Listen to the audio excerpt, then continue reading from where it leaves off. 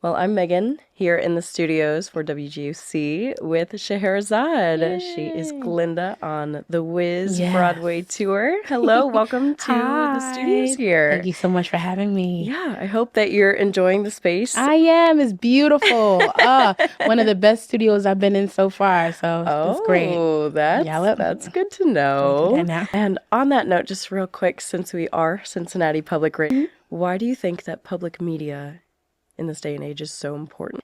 It's a way to stay connected to civilization. There's a lot going on in this world. And so to have, you guys and other radio stations to be able to connect us to what's going on, and even in the arts, just to be, have a place where we can connect and release and be ourselves from outside of what's going on in the world. It's a good thing, and I think radio is very important to keep us grounded, to keep us informed, to even highlight voices that we may not hear on a regular basis, especially when it comes to news. And sometimes they might like shun certain people, but I think this gives an outlet to be colorblind. Yeah. How do you like the Aronoff performing here Ooh. in Cincinnati? I am having a good old time. I am back to having my own dressing room, which I love that because every city we go to, every theater is different. And sometimes I share with my counterpart, Kyla Jade. I love her down. We have a good time, but it's good to have your own space. And the accommodations are beautiful. The crew, my dresser, everybody's been lovely. And the stage is wonderful. Like, I'm having a good time. And the crowd is amazing. It's a beautiful space. Now, talking about the show, what were Hmm. your first experiences with The Wiz?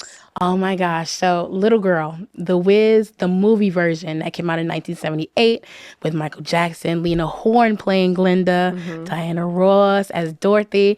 It was a sight to see people like me, my skin color, being able to portray this classic, story of the Wizard of Oz, but our own rendition of it.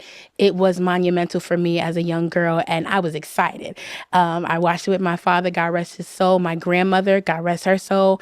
One of the clips I have from like one Thanksgiving or something, she loved Brand New Day. So we would be sitting in the house and she'll just start dancing and just like praising God and whatever. So, it's been with me since I was a little girl. So to kind of come full circle now, and those that have come before me to be able to be a part of this legacy, it makes me happy. And the more as we get closer to ending the tour, it really hits home, and I'm grateful. Yes, you do play the Magnificent Good Witch on tour. Yes. So, what was the process like getting into the role of Glinda? Oh my gosh. Well, I looked to Whitney Houston and Rodgers and Hammerstein's Cinderella. I just love her elegance and her sass and the way that she carried herself. So I was like, I want to give some of that grace in there. And her voice, come on, Whitney Houston is powerful. She was powerful.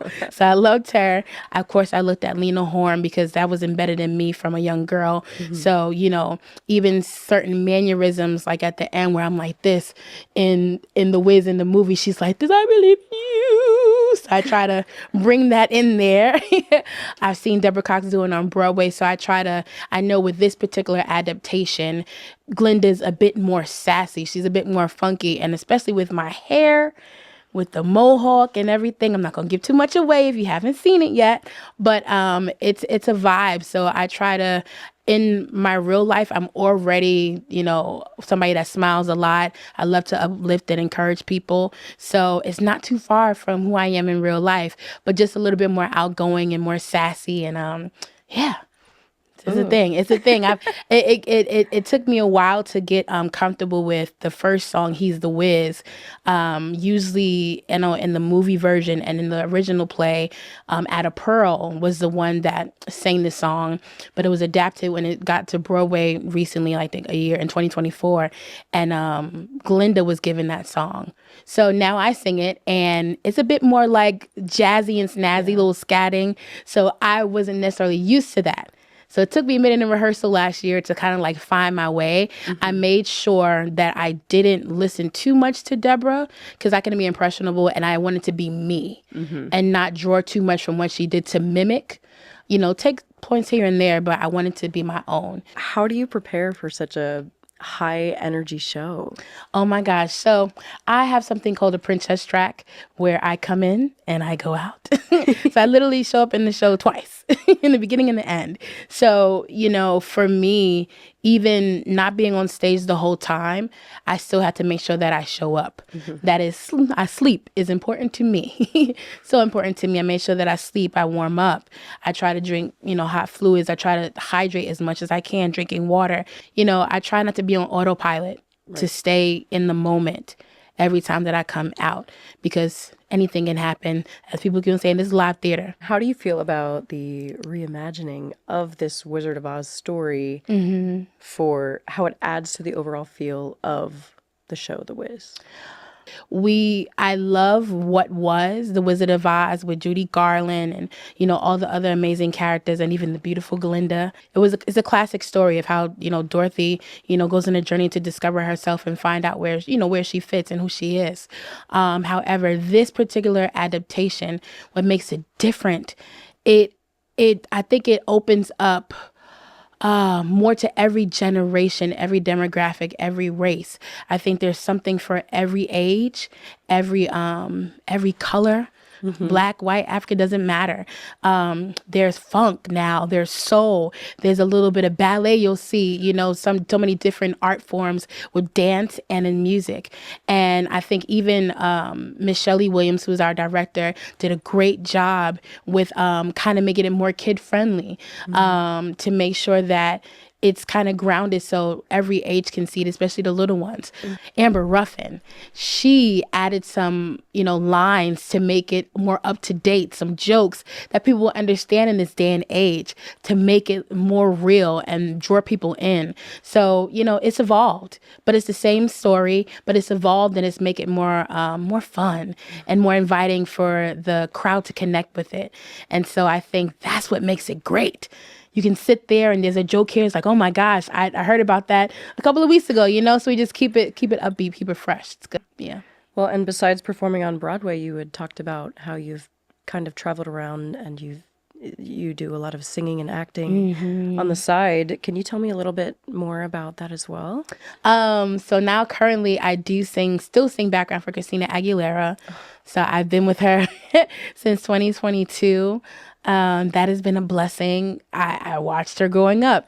I don't know how old you are, but making the video on MTV was a thing back in the day. So I would literally be in my room and seeing her do "Come on over, come on." Like it's crazy to be a part of it now, to be a part of her team, and I'm happy with that.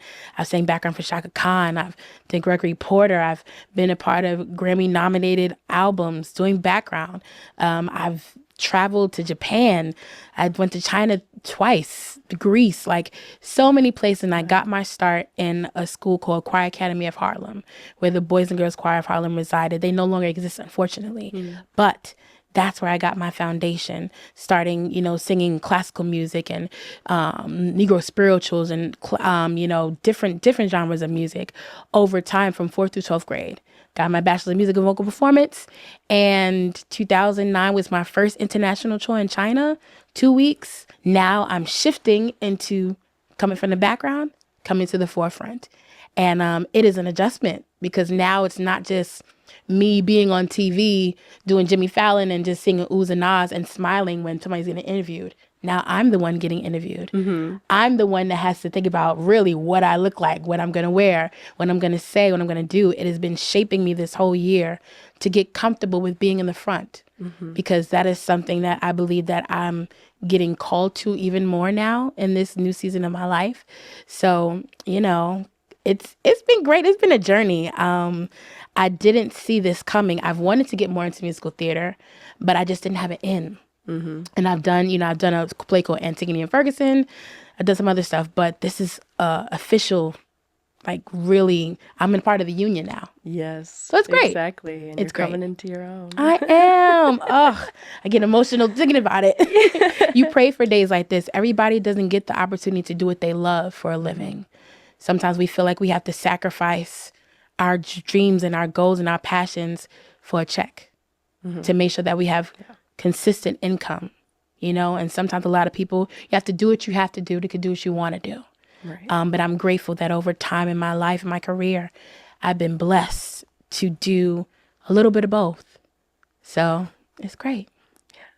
Yeah. Well, thank you so much for coming in to talk with us, and good luck Yes. on the rest of your shows in Thank you Cincinnati so much, and Megan. finishing off the tour. Thank Good you, luck. darling. Thank you. Thank you. I appreciate you.